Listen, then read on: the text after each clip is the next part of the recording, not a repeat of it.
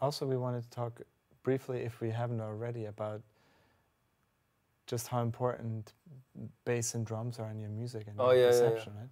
You want to talk about that a little bit? Yeah.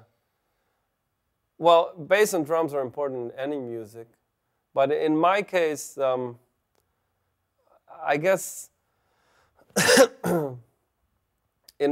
I guess I improvise on my music as if it was jazz, if I was playing standards. Now, the only difference to me in my ears and the way I feel about it is, instead of playing over a swing groove, I play over other grooves. If there's a rock groove, there's a funk groove.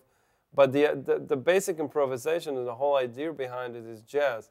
Mm-hmm. But because I'm playing all those other kind of R&B or funk grooves, to me, the groove and the pocket has to be as strong as possible. And, you know, a lot of people, when they hear my records, they think that because there's some chops in there, you know, we play and we don't, you know, hold back.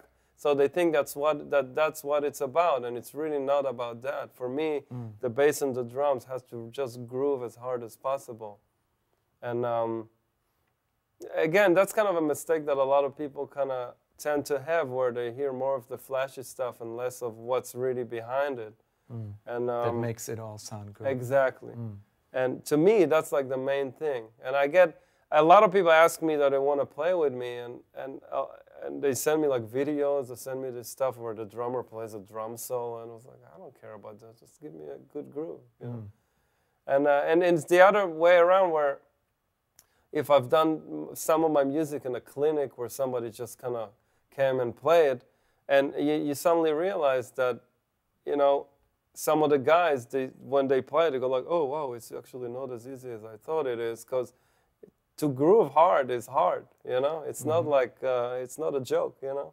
So that's to me, my approach is the band has to groove as hard as possible, with some interaction, of course. And what I'm playing is jazz, basically. I'm not, you know, my improvisation is the same as if I would have played on Stella by Starlight. I want to ask you about that, but before that, a quick question. So how do you get better at grooving hard? Well, it's not about getting better. The guys that, you know, I write certain music that emphasizes the groove. So, and it's really based over those kind of grooves. A lot of the tunes are really based on the groove. So you get the right guys to play, you don't have to work hard, you know, it's just there. You mean for doing your part? For doing, like, you get the right bass player and the right drummer, you know, you got it down. It's there. Well, simplified, right? Because obviously you're at their level in grooving hard, and you're yeah. You know, I play solos, I play rhythm guitar, but it's all coming from a groove perspective. Right.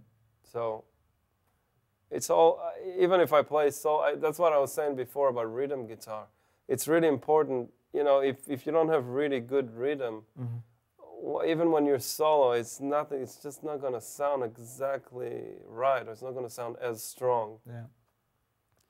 So I think that's why a lot of the records that we all love, you know, we love it because because it feels really good and the groove is really strong. You know, so that's where I'm kind of coming from.